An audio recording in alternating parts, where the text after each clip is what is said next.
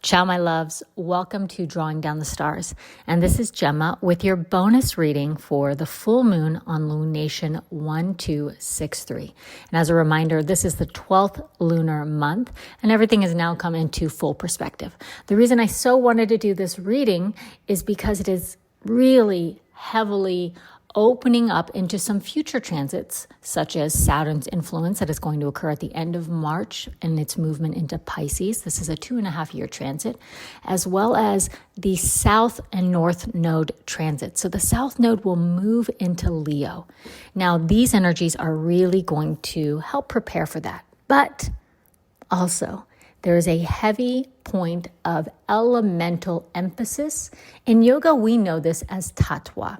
And I'm not talking elements in terms of water and fire. Yes, we have those physical forms of the elements because the qualities and the characteristics or that frequency, the nature of that energy has a physical manifestation, which of course will have an effect within the physical form.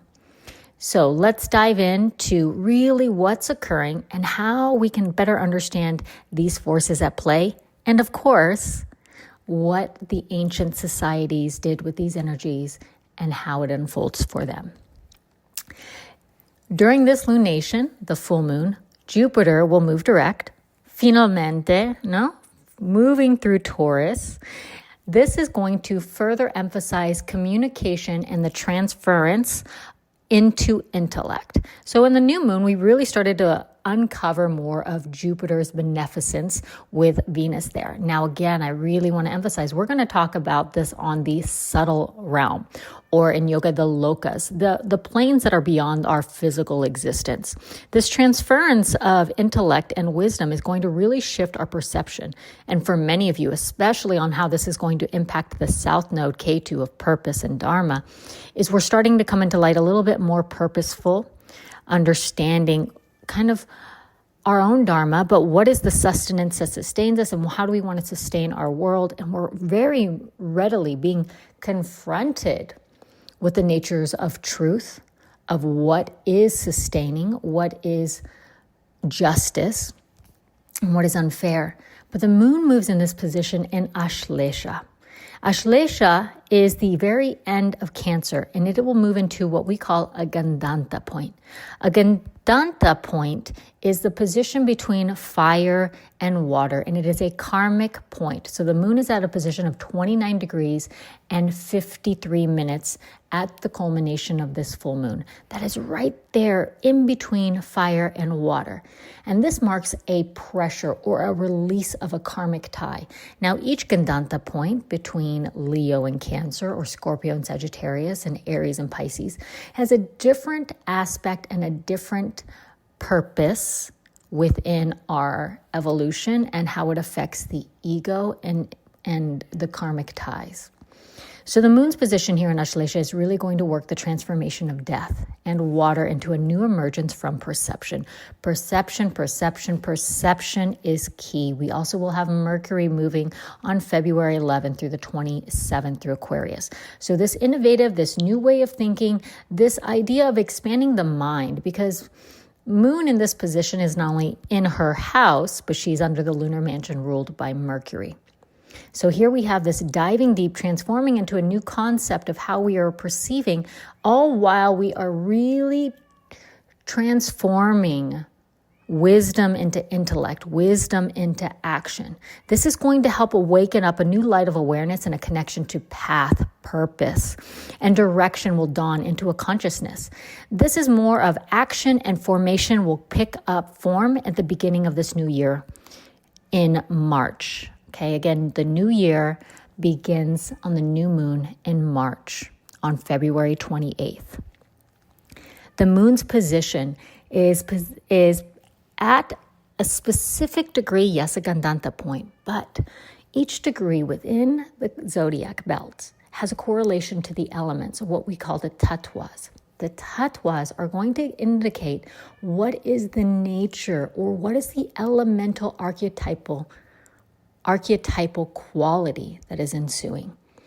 And this is going to help us understand and work with the energy, the frequency, the expression, and not so much the form, because you want to work with what is becoming, not what was, right? So the moon's position is at a water point, and the sun is at a earth point. These are positions of not exaltation, but in a sense, sometimes these positions are called pushkaras, or where the specific degree exemplifies that expression for the soul. Now, the moon and the sun, again, are going to amplify water and earth, a nurturance into form, into stability, but also a transformation, because Aslesha is going to release binds. Not saying it's going to be comfortable, but it is a very key point in terms of wisdom and also death. So we have this point that is really working into transforming and death. Dhanishta, right before we enter into the new year, Dhanishta, the sun's position in the lunar mansion, is represented by the myth or the ruler of the Vasus. The 8 Vasus are known as the builders of our material world.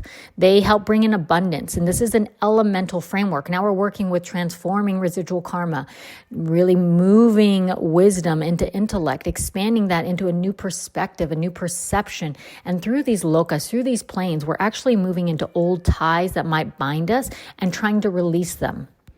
Trying to transform maybe what we call a residue. Any emotion, any past resides within the ethers as a residue. That's how we can have old things stir up and start to elicit a chemical experience within us.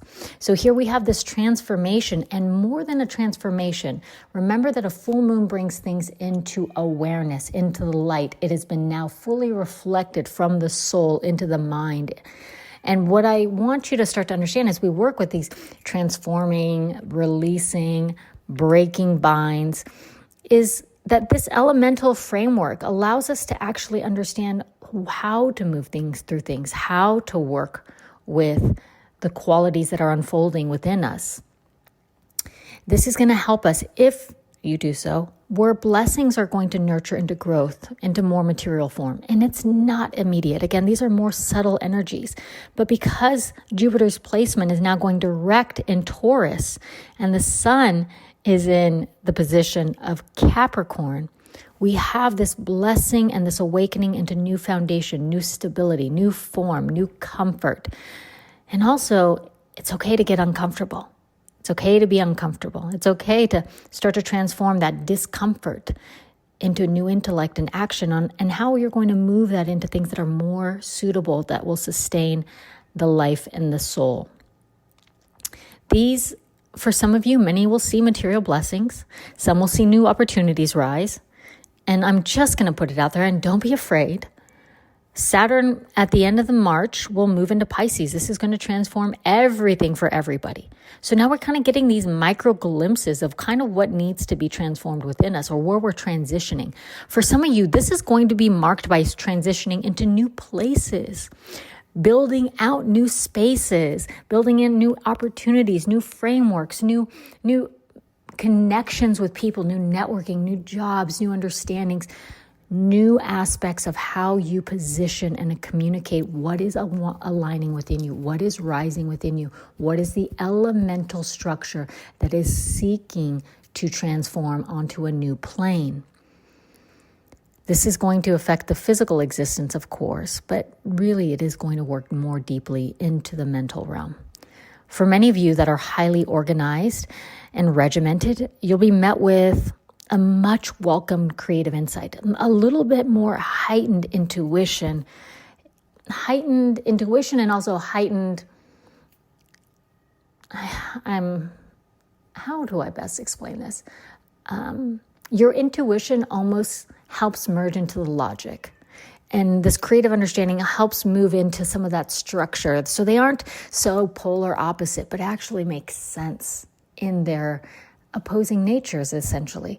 So for those of you that have this, it's going to help elevate and communicate this different aspect, and you're going to be able to move into a deeper sense of clarity within creativity. And a lot of you, for many of this, the ability to lead and teach, especially if it is in a hidden aspect or a unseen, the mystical arts, metaphysical, or even in like the sciences of quantum, the unseen nature, anything, right? If you're building something that is not in physical form, like you're a developer, that's technically unseen. Those things are going to be well supported. Any type of learning is well supported. Any ability to share with those around you, to support and communicate in new ways and in a expansive and truthful manner is going to be really heavily predicated or come into light. And for those of you that are a little bit more ethereal, a little more in the clouds, you'll be welcomed with maybe a new sense of routine, a sense of containment to ground that intuition and to bring form and framework into those grand, lofty ideas, and maybe to actually understand how some of those ethereal ideas are coming into connection and communication into a plan or into an action. For some of you, that you will find a little bit more goal orientation in those lofty ideas where dreams aren't so much in the clouds anymore, but building. And you can see that. So we have this beautiful where one aspect of the highly creative now gets a pragmatic aspect, and the hyper pragmatic gets a little bit more creative and dreamy. We are transforming these two worlds and how they are perceived within us and through us, and releasing karmas of how those things will now have a new form to come forward. Now, in the ancients, this full moon was very, very special. It marked the beginning on the full moon exactly is Lupercalia.